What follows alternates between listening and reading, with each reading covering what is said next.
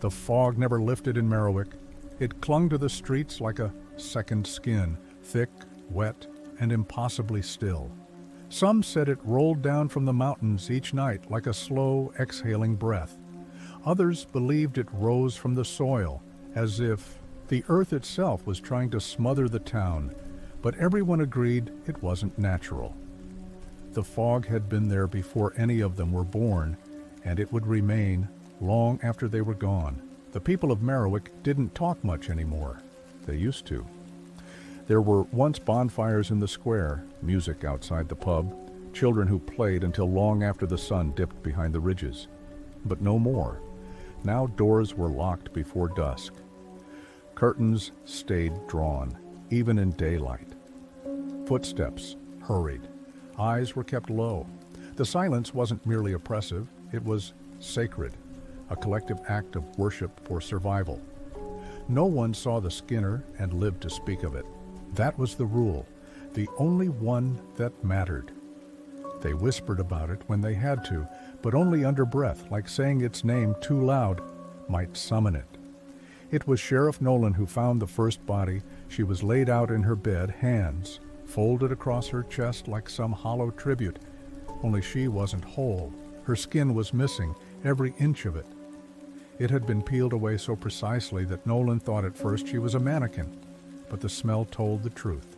That sour, coppery reek that stuck to his nose hairs and turned his stomach. The strange thing, though, stranger than the skin being gone, was the sheet beneath her. It was spotless, white as the driven snow. No blood, no struggle, just bone. And meat resting like a doll, as though she'd given herself to it willingly. The fog outside the window hadn't moved an inch. They buried her quickly and quietly. Nolan said she died of a heart attack. The town nodded, said their prayers, and locked their doors tighter. But then it happened again.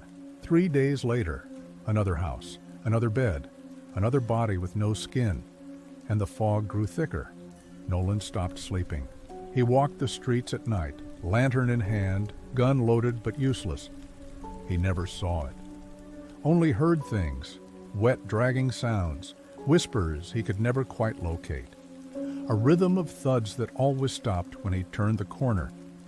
He checked the locked houses again and again, knocked on doors that didn't open. Some folks had left by then, packed what they could, braved the mountain roads. But others stayed, too poor, too old, or too scared to believe that whatever waited in the mist would be worse elsewhere. And so Merriwick festered. They said the Skinner had once been a man, a trapper, a tailor, a soldier. No one could agree on that part, but everyone had their version. 100 stories passed around, none with a face to blame. All they knew was it came with the fog, and it wore the skins of those it took. Some said it needed the skins to stay warm. Others said it wanted to remember how it once felt to be human. One woman claimed she'd seen it standing outside her home long after midnight, tall and thin, with a gait that wasn't quite right. It had a face she recognized, her husband's, dead 6 months, and a hand that trembled when it reached for the doorknob. She didn't sleep after that. A week later, she was gone. No note, no signs of forced entry, just a trail of dried footprints leading out into the fog. That's when the town turned on itself. Some believed the Skinner could be anyone, that it wasn't just a creature in the dark, but something worse, something inside them. Neighbors accused each other. Doors were kicked in. Homes were searched. Paranoia bloomed like mold. You could smell the rot in the air. Father Elias tried to intervene, held sermons in the church, begged them to remember who they were. But even he started to falter. One night he stood at the pulpit and wept, said he'd seen one of his congregation, walking near the graveyard, wearing a child's face like a scarf. They found the church doors wide open the next morning. Father Elias was gone. So was the face he said he saw, and still the fog grew thicker. Nolan finally saw it on a Wednesday, just before dawn. He'd been pacing behind the old grain mill where the mist moved slower. Something shimmered in it, like oil on water. Then a Shape-formed, slender, upright, head tilted in curiosity. It was wearing 5 faces. He couldn't make sense of it. The creature had stitched them together like a quilt. A mouth near the neck, one eye too high, another on the chest. The rest of its body was wrapped in leathered, mismatched hides, patches of varying shades and ages, some fresh and pink, others weathered like tanned buckskin. Its hands were bone-thin, each finger tipped in jagged bits of metal, rusted sewing needles, shards of scissors, nails sharpened to points. It moved with the sound of wet silk. Nolan didn't raise his weapon, didn't speak. Something about it demanded reverence. He was a child in the presence of something old, something sacred in its grotesque craftsmanship. The creature paused, head tilting again as if to admire him. Then it melted back into the fog. That night, Nolan burned down the mill, said it was the only thing he could do. But the next morning, the fog had crept further into town, closer than ever. People said they could hear things inside it now, low hums, soft clicking sounds, like teeth tapping together. Then the children started drawing it. Crayon pictures slipped under doors, scrawls on wallpaper, faces layered atop one another, eyes stacked like totems. One child carved a stitched figure into the school desk, said it came to her dreams, whispered promises of warmth and new skin. The teacher quit that day, walked out mid-lesson. Her keys were found in the parking lot. Her scalp was found 3 days later, hanging on the statue of the town's founder. Nolan tried to hold the town together, tried to form patrols, set curfews, but what use are rules when you're trapped in a nightmare that breathed through the soil? One night he went to the mayor's house, found her in the basement, surrounded by skin, hung like laundry, drying from the rafters. She didn't cry when they arrested her, only laughed, said she'd been chosen. Said the creature had asked her for help, said she loved it. They never reached the county prison. The car overturned in the mist. When they pulled it from the ditch, the driver's body was intact, but the mayor was nothing but bone. After that, no one left Merriwick. The fog became part of them. The Skinner, too. They adapted, wore gloves year-round, refused to look too long into windows. They buried mirrors, stopped naming their children after the age of 5, because once the Skinner knew your name, it could wear your voice, and once it wore your voice, it could open any door. Nolan stayed. He kept walking the streets. He stopped trying to fight it. Now he watches the fog like a man waiting for a train he knows will never come. Some say he speaks to it now, stands at the edge of the road whispering secrets into the mist. Others say he became part of it, that he's stitched in somewhere, his badge rusting beneath another man's chest. But the truth is, no one leaves Merriwick, and every night when the fog returns, someone disappears.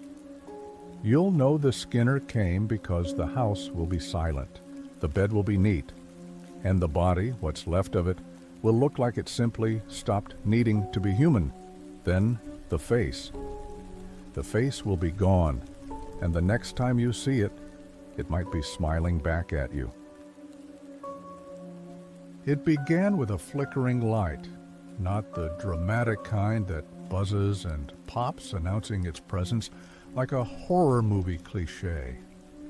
This one was subtler, just a faint stutter of fluorescence overhead, like the hallway couldn't quite decide whether it wanted to be awake or asleep. Jared barely noticed it. He was late, trying to find the exit after falling asleep in the library basement during a long study session. The building was practically deserted. The only sound was the soft hum of lights and the quiet rustle of his backpack strap as it brushed against his jacket. He turned left where he should have gone right. The hallway he entered was unfamiliar, lined with dull beige walls and utility doors, each labeled with faded brass numbers that didn't correspond to any classroom. The tile beneath his feet was off-white, aged with grayish scuffs and the occasional shoe smear. It felt quieter here, like the walls had grown thicker, like the air itself didn't want to carry sound. Jared frowned and looked back. The hallway behind him had vanished. Not literally, but the door he'd just walked through was gone. Just a continuation of the corridor, stretching into dim yellow light in both directions. He turned again, tried the first door to his right. It opened to reveal another hallway, identical, but not the same. This one was slightly narrower. A dent in the wall to the left. A faint smear of something brownish on the floor. He stepped through and let the door close behind him. A faint sound echoed behind him. A wet, dragging noise. He spun around, heart quickening, but saw nothing. Just the hallway. Silent. Still. "Hello?" he called. No response. He tried another door. Another hallway, then another. Each door led to more of the same. Maintenance corridors, storage areas, low ceilings, and buzzing lights. No windows, no exits. Only narrow paths lined with more metal doors, each one identical and yet somehow always different. One had a broken floor tile, one had a missing ceiling panel, one had rust along the hinges. Jared pulled out his phone. No signal. The clock blinked. 12:04 a.m., then reset. Blank screen, battery full but frozen. That dragging sound came again. Closer now. It wasn't hurried. It wasn't violent. Just a slow, wet scrape. Like someone pulling a mop across tile. But he still saw no one. He called out again. His voice sounded strange in the space, like it bounced back not from the walls, but from something further behind them, as if the corridors themselves were listening. Jared tried to retrace his steps, but every hallway turned into another. There were no landmarks, no stairs, no fire exits, only more doors, more turns, more yellow light, and that ever-present humming of fluorescent bulbs above his head. The dragging came again. He walked faster, then he stopped. There was a sign now, a green one, bolted to the wall above a door. It read janitor's access, authorized personnel only. Finally, he thought, a way out, a sign of structure. He pushed the door open and stepped inside. The hallway beyond was darker. The lights were farther apart. The air smelled like damp wood and old bleach. There was no sound at all now, not even the hum. He closed the door behind him and turned to face the new corridor. This one sloped downward, barely but noticeably. The incline was enough to shift his balance. He didn't like it, but standing still felt worse. He moved forward. Every step felt heavier. The hallway twisted gently as it descended. Subtle curves that confused his sense of direction. The wall seemed tighter. The corners seemed to lean in. He began to sweat. The air felt thick, like it hadn't been breathed in decades. The lights dimmed as he walked, and eventually they disappeared altogether. Still, the floor stretched ahead. No walls, no turns, just blackness and tile beneath his shoes. And then the dragging began again, louder now, right behind him. He turned and saw nothing, just black. Jared broke into a jog. The sound followed. He ran faster. Somewhere in the darkness, water dripped. Each drop fell with the weight of a bell. Then light. A faint glow ahead. He sprinted for it, ignoring the stitch in his side, ignoring the whisper he thought he heard from the walls. The hallway opened into a small maintenance room. Concrete floor, exposed pipes, a metal sink filled with rust-colored water, old buckets, shelves lined with yellow rags. And in the corner, a janitor's cart. No janitor. The mop was soaked and left at an odd angle, handle leaning against the wall. The water bucket was brimming, but perfectly still. Jared stepped closer, hesitant. Something about the room felt off-kilter, like gravity bent the wrong way. He looked at the shelves, rows of cleaning supplies with labels he couldn't read. The text was smudged. or upside down, or writhing? He blinked. The labels were normal again. He turned back to the door he had entered. It was gone. Just a blank wall now. Seamless, a single door stood opposite, painted a dull gray, the handle worn from use. He took a breath and opened it.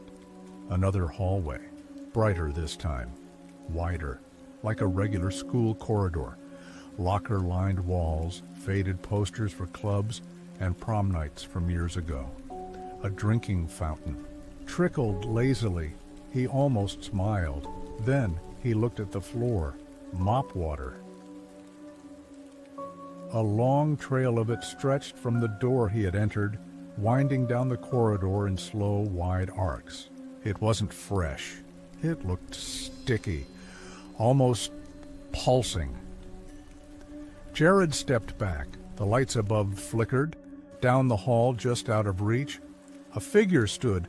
He couldn't see its face, only the silhouette, tall, slouched, one arm long and limp, dragging. Something wet behind it. He blinked. The figure was gone, but the water trail was longer now, and closer. Jared bolted. He flung himself through another door, found more hallway, another door, another. And each time the space was more wrong than the last. One hallway had lockers filled with teeth. Another was flooded ankle-deep in murky water that soaked into his shoes and never left. He passed clocks with melting faces, mirrors that didn't reflect him, doors that screamed when opened, and always, that sound, drag, slosh, drag, a rhythm, a ritual. He stopped counting time. Sleep was impossible. Hunger had vanished. Thirst was distant.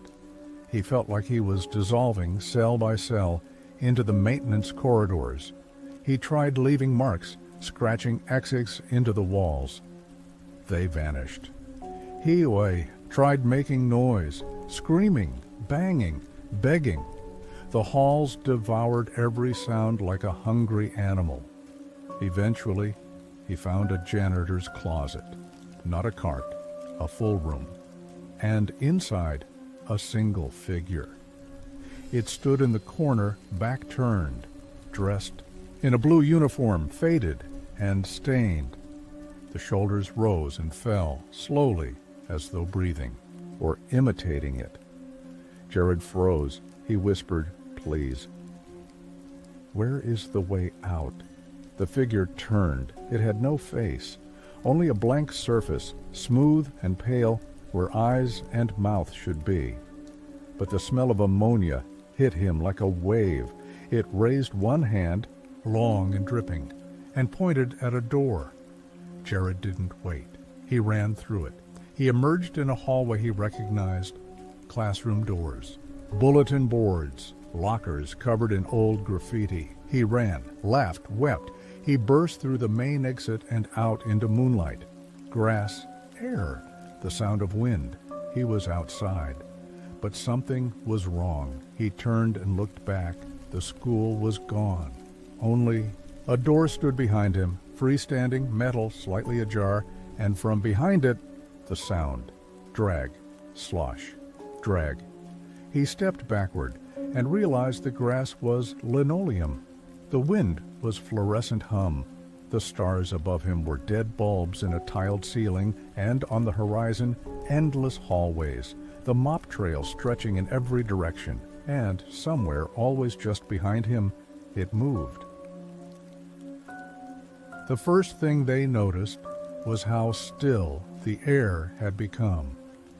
It was late afternoon when the Morgan family pulled into the rest stop. The sky was overcast in that listless way that flattens everything into the same dull shade of gray. The road they had been on, a narrow two-lane stretch between old pine trees, had gone on for hours with no signs, no exits, no mile markers, just forest and asphalt, winding endlessly west. They hadn't seen another car in over an hour. Linda, the mother, had spotted the rest stop first.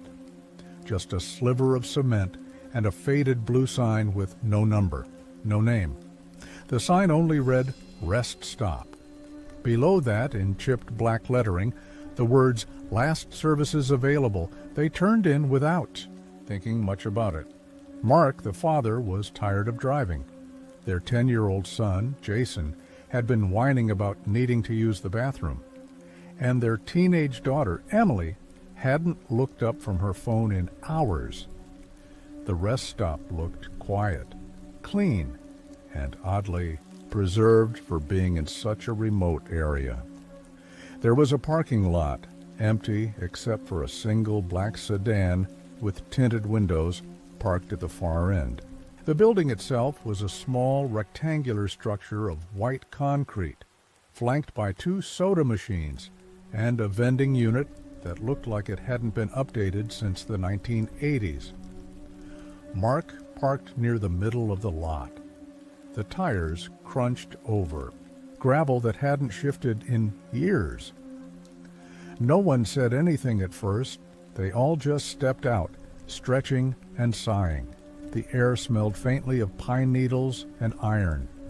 There were no insects, no breeze, not even birdsong, just a wide hollow silence that hung over the rest stop like a suspended breath. Jason ran off to the bathroom, the door swinging slowly shut behind him. Emily stayed by the car, scrolling aimlessly. Linda wandered toward the vending machines. Mark stood by the hood of the car and rubbed his eyes. Something about the place felt wrong. Not dangerous, not yet. Just off. It was too clean, too symmetrical. The bushes along the edge of the building were trimmed exactly the same height. The pavement had no cracks, no oil stains, no gum stuck to the curb. The windows of the building gleamed as if recently. Polished. Linda pressed a button on the nearest vending machine. The screen flickered. There were no snacks, no drinks, just one option. Take 1, 0 dozer. Below the screen, in a coiled metal loop behind the glass, sat a small paper box. The label on it read simply, "For regret." Linda blinked and frowned. She pressed the button again. The machine whirred. The coil twisted. The box dropped into the tray with a soft thud. She hesitated, then reached down and picked it up. The box was light. She shook it gently. No sound. She opened it. Inside was a piece of paper, yellowed, folded 3 times. She unfolded it and found, in perfect handwriting, "You left her in the hospital at 8:42 p.m. You knew she would wake up alone. You drove away anyway." Linda's heart lurched. She dropped the box. Her hands trembled. She looked around. The others were still near the car. Jason hadn't come back yet. She said nothing. Mark approached her a few minutes later. He had gone to check the map on his phone. There was no signal, no GPS. The road they'd been traveling on didn't appear. He showed her the screen, just a blank white grid with the spinning blue dot of their location, floating in nowhere. "It must be some kind of dead zone," he said. "Maybe there's a tower nearby. Let's give it a few minutes." Linda nodded slowly, hiding the folded note behind her back. Jason hadn't returned. Mark went to the bathroom door and called for him. No answer. He tried the knob. It opened easily. The lights inside buzzed faintly. The room was empty. He stepped inside, checking the stalls. Nothing. No windows, no other exits. Mark stepped back out, confused. "Jason?" he called. Silence. Then behind him, the toilet flushed. He turned back. No one was there. He checked the stalls again, still empty. Linda walked over, concerned. Emily finally looked up from her phone. "Something wrong?" "We can't find Jason," Mark said. "He came in here, but he's not here." Linda turned to Emily. "Call his name." Emily sighed and did so. "Jason! Jason! Come on, this isn't funny." The vending machine behind her beeped. She turned. A new item had appeared. The screen now read, "For sibling jealousy, 0.0." She didn't touch it. Mark checked the black. sedan. It was locked, the windows impossibly dark. He cupped his hands to the glass. There was nothing inside, just seats, no keys, no items. As though the car had been factory reset. He stepped back and noticed the license plate had no numbers, only a word. Echo Emily screamed. They ran to her. She was pointing at the vending machine. The box inside had changed again, for watching him fall. "No one fell," Emily whispered. "No one fell." Linda looked behind the building. No Jason. Mark opened the door to the rest stop. Inside was a waiting area. Too pristine. Plastic chairs, a water fountain that never stopped running, and a wall of brochures. He picked one up. It had no writing, just a photo of their family, the exact 4 of them, smiling at a rest stop with identical architecture. The caption beneath, "Thank you for your visit. You won't forget again." He dropped the brochure. Another one fluttered to the floor. This one showed an empty lot, the same rest stop, no people, no cars, and a single line. "Some exits are earned, not found." They ran outside. The road was gone. Where the highway had been was now dense forest. No break, no shoulder, just trees, tall and silent and watching. Emily sobbed. Linda grabbed her hand and turned to Mark. "We have to find Jason." They searched. Over and over, every room, every inch, nothing. Until the vending machine beeped again. For mothers who forget 0 point. The item was a pacifier, old, cracked. Linda collapsed to her knees. Mark tried to break the glass. It wouldn't crack. He tried to pry open the machine. It wouldn't budge. He tried to drive the car. The engine wouldn't turn. The fuel gauge spun in circles. He screamed into the woods. Nothing replied, and then Jason stepped out from the trees, silent, pale. He stared at them without blinking. Linda ran to him, hugged him. He didn't move. He only looked at her and said softly, "You didn't wait last time." Then he turned to him. "Emily, you told them I was annoying. You said you wished I would get lost." Emily broke down. "I didn't mean it." Jason tilted his head and smiled. He walked back into the woods. They followed. But they never caught up. The rest stop changed. After that, the vending machine stopped working. The black car vanished. Daniel slipped into the last car of the downtown line just as the doors hissed closed behind him. The air was stale, tinged with metal, and the lingering odor of old rubber. His watch read 11:58 p.m., the last train. He was used to cutting it close. Work had run long again, and he'd trudged through misty streets just in time to catch the midnight subway. The station had been unusually quiet. No announcements, no security, not even the usual buzz of fluorescent lights. Just a long, concrete platform empty of people, slick with condensation, like it had been waiting for him alone. Daniel sat halfway down the car. There were a few others, scattered. Across the benches, eyes glued to phones or staring through windows into darkness. An old woman in a tattered coat. A man in a business suit sleeping with his head tilted at an unnatural angle. 2 teenagers whispering at the far end, though their lips didn't seem to move. The train jolted to life. The lights above blinked and flickered as the car rumbled forward. Daniel leaned back and closed his eyes. Just a few stops and he'd be home. The motion of the train rocked him gently, and for a moment time seemed to stretch. He woke when the train braked suddenly. The lights dimmed, then brightened again, casting strange shadows across the floor.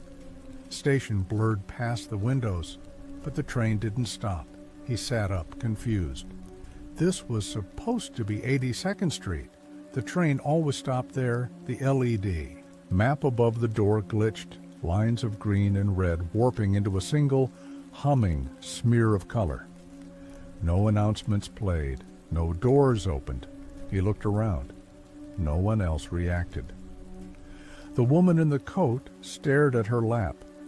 The businessman hadn't moved. The teenagers at the end were gone. Daniel stood, walked toward where the two teens had been.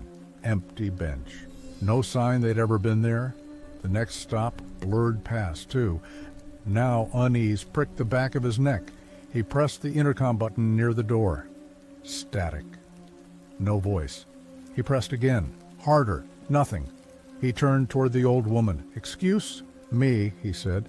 "Do you know when we'll stop?" She didn't look up. He repeated the question. Finally, she raised her head. Her eyes were gray, glassy, as if seeing through him. "You missed it," she whispered. Her voice was like sandpaper dragged over wood. "Midnight came. You didn't get off." "I don't understand," Daniel said. "What do you mean I didn't get off?" The woman blinked slowly. The hours passed. "You're in between.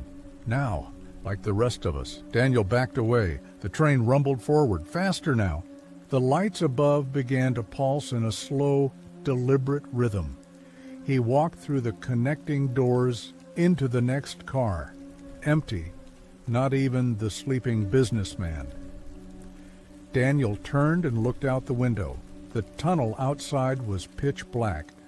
Not the darkness of a tunnel. No lights, no reflections, no glint of movement. Just void. He pressed his hand to the glass. It was cold. Too cold. The emergency brake lever hung from a rusted bracket near the door. He yanked it. Nothing. The train didn't slow. If anything, it began to move faster. The LED map above had turned to static. Then it blinked once and showed only one word. In transit, he moved to the next car. Each one was more decayed than the last. Seats torn, panels rusted, windows smeared with streaks of grime from the inside. One car had no lights at all, just the pale glow leaking from under the connecting door. Daniel began to feel stretched, unmoored, like time was folding in on itself. Checked his watch. It had stopped at 12:01. He pulled out his phone. No signal. The time read "0.0." The battery icon blinked, then vanished. He looked up. Another passenger sat 2 rows down, hunched, reading a paper. Daniel approached. "Hey, do you know what's happening? What's going on with the train?" The man didn't respond. Daniel reached out, touched his shoulder. The man collapsed, not fainted, collapsed. His coat and hat crumpled inward as if there had been nothing inside, just paper. Daniel picked up the coat. It was empty, still warm. He ran. Car after car, all empty now. He tried every door, all locked. He pounded on the operator's booth. No answer. He screamed. No echo. He sat down in the middle of the car, hands trembling. Then the lights went out. Complete blackness. The train continued to move. He could feel it. He could hear it. But he could see nothing. Whisper passed through the car, soft, low, in a language he didn't understand. The lights blinked on for a fraction of a second. Everyone was back. Every seat filled. The old woman, the businessman, the teenagers, more, dozens of them, all perfectly. Still, the lights blinked off again. When they returned, they were gone. He was alone. The air was cold and thick, like breathing through wet cloth. Daniel stood slowly. The connecting door ahead hung open now. Just a sliver. He pushed it. The final car. The operator's booth stood at the front. He walked the length of the car. Inside the booth, only a chair. No controls, no windshield, just a mirror. And in the mirror, himself, sitting in the operator's chair. The door closed behind him. The mirror rippled. He reached out and stepped through. The train kept moving. Daniel felt weightless, like he'd passed into water without resistance. On the other side of the mirror, the train was different. Not visually, not physically. Everything looked the same. But it felt inverted, as though all the laws that govern space and time had been rewritten. The windows were now lit, but instead of the concrete tunnel, they showed a landscape that made no sense. A red desert with black trees growing upside down. A vast ocean with waves that moved in slow reverse. A city skyline with buildings that leaned at impossible angles, blinking. Windows like eyes. Passengers had returned, but they didn't move. They didn't blink. They sat perfectly still, like mannequins posed in the likeness of memory. He recognized some of their faces. The man who served coffee at the corner kiosk, his third-grade teacher. A woman he'd once dated, who had died. In a car accident years ago, every time he turned away, the seating arrangement changed. The figures shifted without moving. He moved through the train, slower now, afraid. A screen in the corner lit up. Words scrolled in yellow. Mechanical font. Fair due. Balance unpaid. He reached into his pockets. His wallet was missing. The door at the far end opened. Not into another train car, but into a hallway. School lockers lined the walls. The smell of ammonia and chalk filled his nostrils. He stepped through. The hallway was endless. He walked for what felt like hours. No doors. No windows. Just locker after locker, all numbered with 6-digit codes that meant nothing. Each time he turned around, the door he had entered through was gone.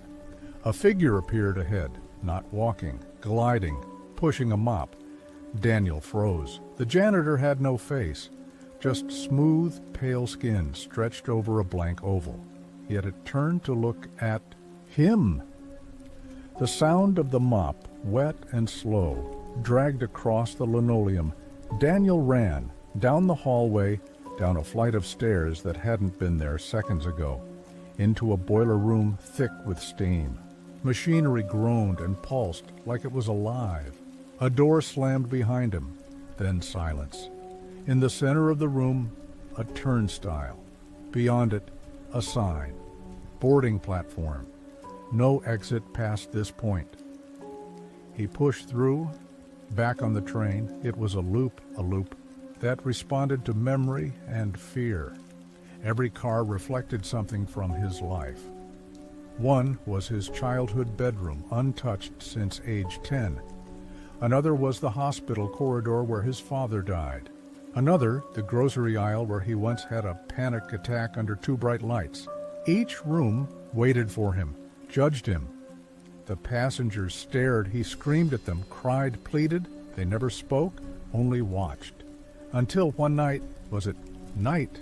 He entered a car that was pitch black. The lights didn't return, only a voice, soft, female, familiar. You stayed past the hour. Who are you? Daniel whispered. You stayed when you should have left. Now you are part of the transit. He tried to step back, but the floor moved beneath him. You kept riding, the voice said. You didn't get off. A light flickered. In the corner of the car was a mirror again. But this time, no reflection. Only darkness. A screen above flashed. A message. You are the conductor, no, he screamed. The mirror absorbed the sound, then silence. The train continued. It would never stop. Daniel lost track of how long he'd been riding. Days, maybe weeks. Or had it only been hours, stretched and folded? Over and over? The sensation of time eroded like stone in water. He slept, but never rested. He ate nothing, drank nothing, yet never felt hunger or thirst. The train nourished and starved him all at once. His thoughts grew stranger, looped back on themselves, repeating fragments like echoes in a canyon. Once, He saw a version of himself seated in the car ahead, eyes dull, mouth open in a silent scream. He ran toward it, but when he arrived, the seat was empty. The train doors sometimes opened, but only to places that weren't real. A sunless beach with black sand and unmoving waves. A stairwell descending, forever into fog. A field where hundreds of clocks lay half buried, all ticking in reverse. He stopped trying to leave. Passengers came and went. Some sat near him, whispering names he recognized but couldn't place. One night, the old woman reappeared. She leaned close. "You can't conduct what doesn't end," she whispered. He closed his eyes. When he opened them again, the seats were filled with children, silent pale, their eyes the same shade of gray. One by one, they blinked out of existence. He began to forget his name. He looked at his reflection in the windows, first with curiosity, then fear. The man staring back was no longer him. The clothes were the same, but the face had thinned, elongated. The eyes were dark hollows. The train wasn't going anywhere. It existed between moments, between stops, for those who missed the hour, who lingered too long at the edge of choice. In the high hollers of Appalachia, where pine trees breathe mist and time slows to the rustle of leaves, people still whisper about Granny Wren. They say she comes when the snow falls heaviest, when the wind howls so loud it drowns out prayers and the roads vanish under a white shroud. That's when the hills go quiet and the mountains hold their breath. She doesn't knock, she doesn't call out, she just comes, always during a storm, always when the fire's low and the house creaks under the weight of ice. There's a rhyme. The old folks used to teach the children, when frost bites deep and skies turn red, lay down salt beside your bed. Lock your doors and count to 10, or she'll come a-creepin'. Granny Wren. She has teeth like window glass, clear, sharp, and clicking when she speaks. They say her eyes are sewn shut with spider thread, but she still sees better than you or me. She carries a basket made of bone, lined with wool, and inside is either a gift or a space for something small, something child-sized. No one in Marrow Creek liked to talk about her directly. If you asked too many questions, you'd get silence or worse, a knock at your door the next time it snowed. But every family had their own version, their own warning, their own story. I heard mine from my grandfather. He was a wiry man with bent fingers and an iron stare. He used to say, "If you ever hear something dragging across the porch during a blizzard, don't move, don't breathe, don't even think too loud. She listens." I never believed him. Not really. Not until the year I turned 12, when the storm came early, and my little sister disappeared. Her name was Ella. She was 7, with curly black hair, and a giggle that got her out of almost any trouble. The snow had started falling the first week of December, thick, wet flakes that turned our gravel roads into sheets of glass. School was canceled, and the power flickered in and out for days. Ma kept candles burning in every room. Pa chopped extra wood and lined the windows with blankets. We thought it was just an early winter. We were wrong. The night she vanished, it had snowed for 18 hours straight. The drifts reached halfway up the windows. The wind moaned like it was alive. We had gone to sleep with the fire blazing, huddled under quilts. Sometime during the night, I woke up needing water. I padded to the kitchen, the floorboards cold even through my socks. That's when I heard it. A soft sound, like someone dragging a sack across the porch. Slow, deliberate, then a click like glass tapping wood. I froze. Every hair on my arms stood up. Another click, and then silence. I backed away from the window, didn't look out, didn't want to know what might be standing on the other side.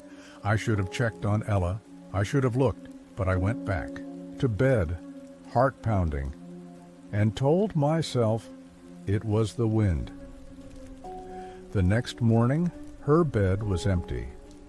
No footprints outside, no broken glass. The front door was still locked, and Pa swore he hadn't heard a thing. Ma screamed until her voice broke. They searched the woods for 2 days, called in state police, dogs, even helicopters. Nothing. They never found her. But I found something. Under her pillow, a little doll made of corn husks and string, wearing a dress stitched from red flannel, just like Ella's favorite nightgown. Its mouth was sewn shut with black thread, and inside its chest was a single glass tooth. I didn't tell anyone, not for years, not until now, because last night, during the first storm of the season, I heard it again, a drag across the porch, and then a knock. Soft, rhythmic, like bone on wood. Granny Wren never comes twice for the same family unless she's left a gift that's been refused, and I never opened that doll. Not until this morning. Inside was a scrap of paper, one word, written in crooked letters, return. I burned the doll in the wood stove. It hissed as if alive. The corn husks blackened, the red flannel curled inwards like a dying flame, and the glass tooth cracked before melting into ash. I thought that would be the end of it. A final offering, a gesture that maybe, just maybe, would close the door. She came through, but fire does not erase old promises, and Granny Wren does not forget. That night, the power failed again. The wind outside screamed like it had teeth. Trees groaned and snapped in the dark. I lit every candle in the house just like Ma used to, and sat in the living room clutching the family Bible to my chest. Not out of faith, out of desperation. Then I heard the creak, the porch boards, one at a time, creak, creak, creak, then dragging, like something being pulled in a basket. I didn't look out the window. I couldn't. But I moved to the door, slowly, my breath coming shallow and fast. The knock came. A pattern now. Tap, tap, tap, tap, tap. The rhyme. Lay down salt beside your bed. Lock your doors and count to 10. I had no salt. I had no time. Then I heard her voice, high and sweet, like wind chimes soaked in syrup. I've come to settle, come to see. Is there a gift left here for me? My throat tightened. My fingers dug into the wood of the table. I wanted to scream, but my voice caught somewhere deep inside. I bring no harm, I take no joy, unless you hide a stolen toy. The door rattled, not violently, gently, like it wanted to be let in. I left a doll, I left a sign. You chose to burn what once was mine. The front door's lock turned once, by itself. I ran, not outside, upward, into the attic where Pa used to keep hunting gear and dusty crates of Christmas lights. I pulled the ladder up behind me and huddled under the low roof, surrounded by boxes, breathing in the smell of mothballs and old insulation. Below, I heard the door swing open. No footsteps, no voice, just the sound of wind whistling through. The open doorway accompanied by a faint click, click, click, like glass teeth, gently chattering. Something moved below me. I felt it, though the boards didn't groan, like pressure, a presence. Then a whisper, soft as a kiss behind the ear. I see you, boy. I held my breath. My hands trembled so badly I nearly dropped the flashlight I'd grabbed on the way up.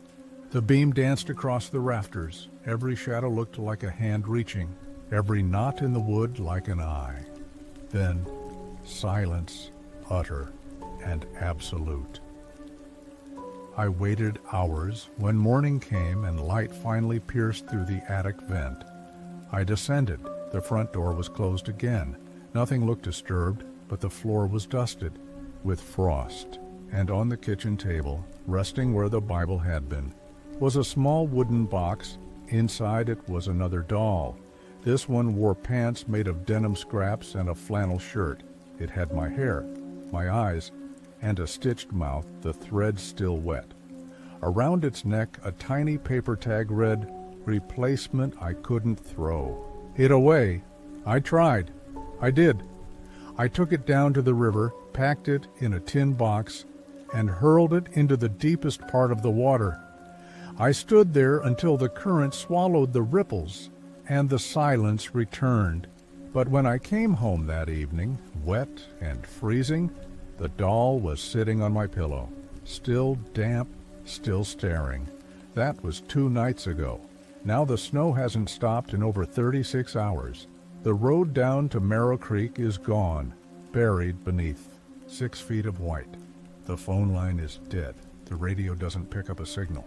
Even the emergency alert stations just hiss static.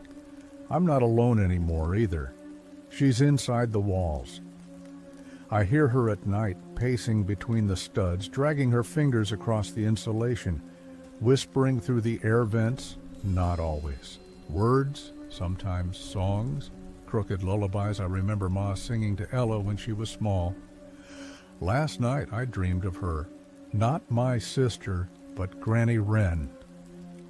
She stood at the foot of my bed, her hands long and gnarled, skin so pale it glowed in the dark. Her lips didn't move, but her teeth clinked together in a rhythm that drilled into my skull. She lifted one hand and pointed at my chest.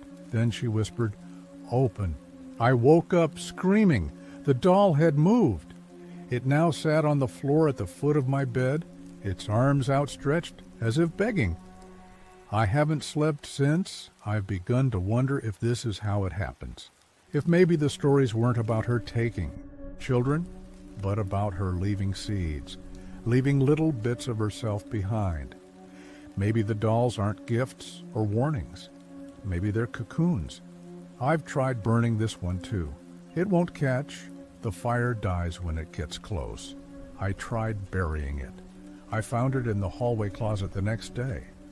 And this morning I found my reflection smiling back at me when I wasn't. A cold, glassy grin, not my teeth, not mine. At all. They clicked, like window glass. I think I understand now. Granny Wren doesn't come to steal. She comes to trade, and the only way to stop it is to give her something else. The basement has been locked since Pa passed. He made me promise never to go down there. He said something was buried there. A root, a bone, a tether. Maybe that's where she comes through. Maybe that's where she's always come through. I can hear her now. Above me, on the roof, her feet make no sound, but her teeth do. Click, click, click. I have one last match. I'm going down into the dark. If I don't come back, don't follow. Don't look for me, and for heaven's sake, don't open the door during a storm. The basement door groaned when I forced it open. The key Pa had left in the hollow of the banister was rusted, and it took me nearly 10 minutes to work it into the lock. When it finally clicked, I felt the cold roll up from below like breath from a forgotten grave. My flashlight flickered as I descended. Each step creaked under my weight. Cobwebs clung to my face, and the air smelled of mold and old rot. The walls were damp, lined with shelves of canning jars, most long emptied or collapsed under time. But it wasn't the jars that bothered me. I found the thing Pa had buried in the far corner beneath the old coal chute, a mound of packed earth under a rotted tarp. I dug with my hands. Nails cracked, skin tore. I dug until the flashlight's beam caught something white. It began with a whisper that no one else could hear. Matthew Gray was not the kind of man prone to fantasy. At 41, he lived a routine life in a small gray apartment nestled above a shuttered bookstore in the heart of a dying town. He had no spouse, no children, and no aspirations beyond the next paycheck and the occasional visit to his brother's grave. His world was orderly, contained, and silent. That silence cracked the day he found the journal. It had been hidden beneath the floorboards of the bookstore's attic, an old, leather-bound thing sealed with a clasp of blackened brass. Matthew wasn't looking for anything. He was only cleaning, dusting away decades of cobwebs and forgotten paper. But when the crowbar split the boards and the book fell free, he felt something shift in the air, as if the attic had inhaled. The journal was covered in a fine layer of ash, though nothing around it had burned. Its cover bore a symbol, 3 interlocking circles arranged in a triangle, each one etched with what looked like tiny, almost insect-like lettering. Matthew took it upstairs. He didn't mean to read it, not really. He only meant to glance through, to satisfy a casual curiosity before returning it to the floorboards where it belonged. But the first page held his name, not written by him, not typed, written in dark ink, slanted and unfamiliar. To Matthew Gray. The door opens. He stared at the page for a long time, long enough for the shadows to stretch across the floor and climb the walls, long enough for the silence to settle back over him like a burial cloth. He should have burned it then. He should have run. Instead, he turned the page. The journal, filled with confessions, rituals, drawings of inhuman faces with hollow mouths and empty sockets. Each page was worse than the last. Names, dates, places Matthew didn't recognize, and detailed instructions on how to perform certain invocations. Most were crossed out, others smeared with ink or something darker, and some were circled. The handwriting grew shakier near the end, more desperate. Then the final entry. He comes not with fire, but with silence, not with horns, but with hands that shape dreams. He waits behind the last mirror, behind your eyes. The rest of the pages were blank. Matthew closed the book. That night, he dreamed of fire, not flames, but something deeper, heat without light, heat that cracked the earth and pulled screams from stone. In the dream, he stood at the center of a long hallway lined with mirrors. Each reflection moved slightly slower than his own, each expression twisted in ways he couldn't quite explain. One by one, the mirrors cracked, and behind the last, there were no eyes, only darkness, and fingers. Long, thin fingers pressing against the glass from the other side. He woke up shaking. The journal was sitting on his chest. He had left it in the kitchen. The following days passed in fragments. His routines broke down. The world tilted slightly, off-center. People on the street blurred when he looked at them too long. Their mouths didn't always move in sync with their voices. Shadows moved on their own. The clocks ticked out of rhythm. He heard tapping beneath the floorboards, always in threes, and the whisper grew louder. Not constant, not yet. It came in moments, while brushing his teeth, while slicing vegetables, while staring too long at the bathroom mirror.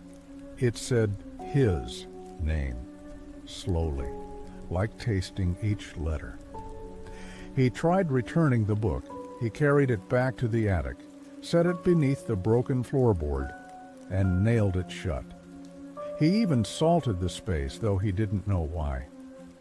But when he came back down the stairs, the journal was waiting on his pillow, open to a page he hadn't seen before. You've been marked. The ink was wet. He stopped sleeping. He stopped leaving the apartment. He stopped trusting his reflection. The whisper grew teeth. Sometimes it said more than his name. It spoke of hidden things, buried memories, broken moments from childhood he had tried to forget. It told him where the bird he'd buried when he was 8 had truly gone. It told him what his brother had seen just before the car crash.